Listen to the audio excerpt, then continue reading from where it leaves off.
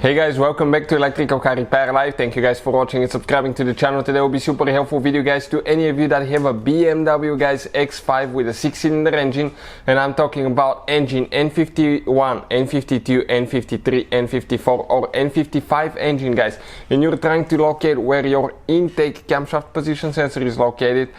Stay with us, we'll cover that and we'll explain what needs to be done to remove and replace it. Now, quick introduction guys to the channel. Every single car we get to the shop here guys at the garage, we make at least 200 free repair videos. We share all tools and parts that we use in the description of the video below. And why we do all that? Because our mission in the shop guys is to save you as much money as we can. All we need in return, please subscribe to the channel and like the video so we can keep providing that free information.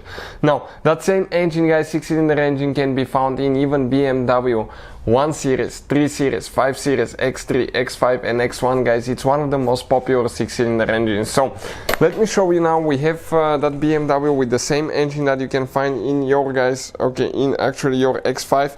And we want to show you where that intake camshaft position sensor is located, because we're doing quite a bit of work on that engine. We'll be fixing oil leaks, we'll be rebuilding almost anything on it. So if you have one guys, subscribe, because we will have so much helpful information that will save you so much money.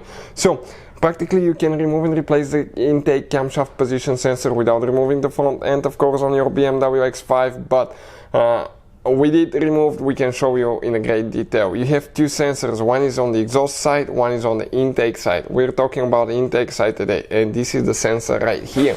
So how you guys remove it? First you need to remove that bolt. This bolt, it's reverse Torx bolt guys, right there, reverse Torx.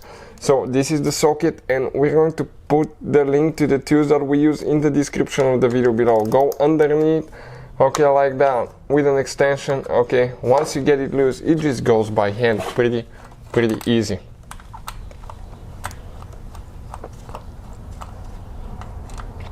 Perfect. Now don't be careful not to drop that bolt guys, because it will be hard to find it if you don't have things taken apart. Now we need to disconnect the wire. There is one tube that we need to spread here and grab the wire on the bottom, for the connector, and pull it out. Never ever pull for the wire itself.